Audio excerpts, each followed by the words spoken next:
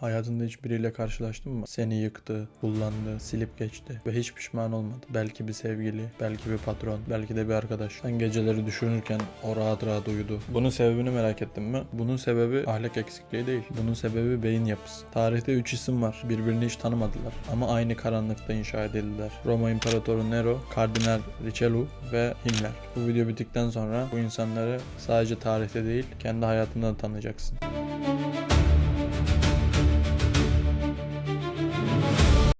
64 yılında Roma yanıyor. Alevler günlerce sürdü. Yüz binlerce insan evsiz kaldı. Çocuklar öldü. Nero ne yapıyordu? Tarihçi Tacitus şunu yazdı. İmparator sarayının kulesinde yangını izliyor. Lir çalıyor ve şiir okuyordu diye yazmış. Bu bir efsane mi? Belki. Ama bu efsaneye neden bu kadar kolay inanıldığını bir düşün. Çünkü Nero'nun bütün hayatı bu olayın gerçekten yaşanılmış olabileceğini destekliyor. Şöyle bir örnek verelim. Öz annesi olan Agrippiya'ya kıyıldı kendi emriyle. Karısı Octavia'yı sürgüne gönderdi. Sonra başı kesildi.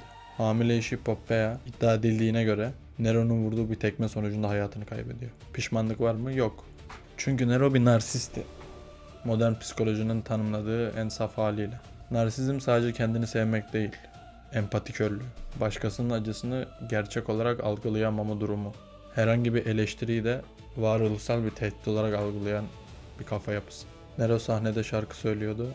İzleyicilerin alkışlaması zorunluydu. Kaçmak bile yasaklandı. Bir kadının doğum sancısıyla kaçtığı söylenir. Onun için alkışlanmak yaşam meselesiydi. Peki ya senin hayatında hiçbiriyle karşılaştın mı? Eleştirince saldıran, övgüden beslenen, empati kapısı kapalı olan. İşte o kapı narsizm kapısı. Şimdi diğer örneğimize geçelim. Yıl 1624. Fransa'da bir kral var ama ülkeyi kral yönetmiyor. Ülkeyi kırmızı cübbeli bir kardinal yönetiyor. İsmi Jean du Plessis. Tarihe geçen adıyla Kardinal Richelieu. Richelieu 18 yıl boyunca Fransa'nın gerçek gücü oldu. Kral onun izni olmadan nefes alamıyordu. Peki nasıl? Manipülasyon ve stratejiyle. Ve tabii ki hiç pişmanlık duymadan ellerini kana bulayabiliyordu. Düşmanlarını bizzat öldürmedi, sistemi kullandı. Mahkeme kararları, sürgünler, infazlar hepsi kağıt üzerinde yasaldı ve hiçbirini kendi eliyle yapmadı. Bu Machiavellizmin özüdür. Başkalarını araç olarak görme. Uzun vadeli çıkar hesabı yapma. Yalan söylemek değil, gerçeği zamanlı kullanmak. Sadakat göstermek ama gerçekte sadık olmamak. Richelieu'ya ölüm döşeğinde bir rahip geliyor ve günahlarını affetmesini istiyor. Ve Richelieu şöyle diyor. Fransız devletlerinin düşmanları dışında kimseye karşı bir hata yapmadım. Düşün bunu. Adam ölürken bile hesap yapmaya devam ediyor. Bu insanlar seni görmez. Seni bir satranç taşı olarak görür. Ve ne zaman oynamaları gerektiğini çok iyi bilirler. Düşün. Hayatında bu adamı tanıyor musun?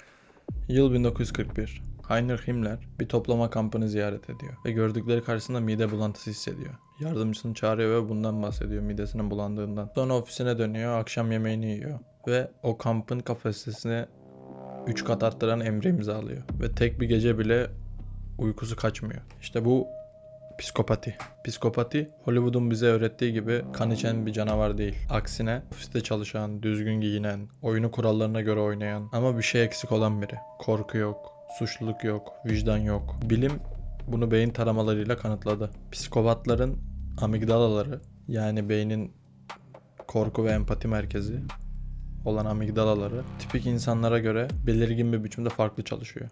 Bu onları hasta yapmıyor ama tehlikeli yapıyor. Çünkü acıyı sanki böyle bir hesap makinesine giriyorlarmış gibi şu soruyu soruyorlar. Bu yaptığım beni ileri taşır mı? Hani şu soru yok. Bu doğru mu değil mi? Hani onlarda bu soru yok. Bu yaptığım şey beni ileri taşır mı? Himmler mesela yakalandıktan sonra direkt yüzündeki siyanürü içiyor. Yani adam yargılanmayı da reddediyor yani. Ve son sözü, ben diyor tarihsel görevimi yerine getirdim. Aynı Kardinal Richelieu gibi. Pişmanlık mı? Pişman falan değil.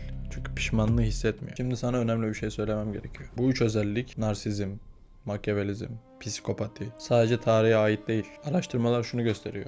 Nüfusun %1'i klinik psikopat. Ve bu karanlık üçlü özelliğinin alt eşik formları çok yaygın toplumda. CEO pozisyonlarındaki psikopati oranı genel nüfusun 4 katı. Çünkü bu özellikler kısa vadede işe yarıyor. Baskı altında soğukkanlı kalmak, rekabette vicdansız olabilmek, iktidar oyunlarında empati yapamamak, empati yapmaktan yoksun olmak. Bunları içinde bulunduğumuz sistem ödüllendiriyor. Peki sen ne yapacaksın?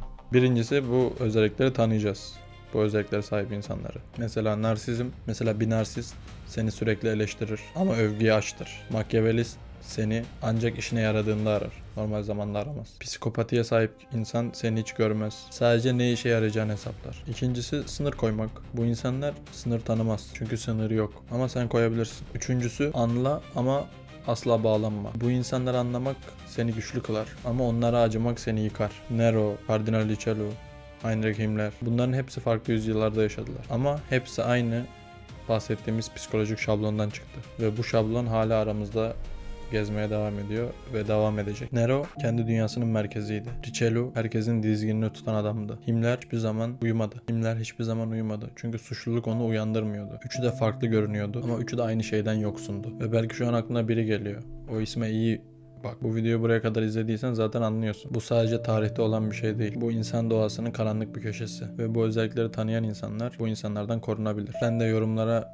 bu özelliklere sahip tarihten kişilere örnek verebilirsin veya günümüzdeki ünlü insanlardan örnekler verebilirsin. Yoruma yaz, tartışalım. Belki bir sonraki videoda bir kişiyi inceleriz. Evet, Tuna Alınca kanalından herkese görüşmek üzere. İzlediğiniz için teşekkür ederim.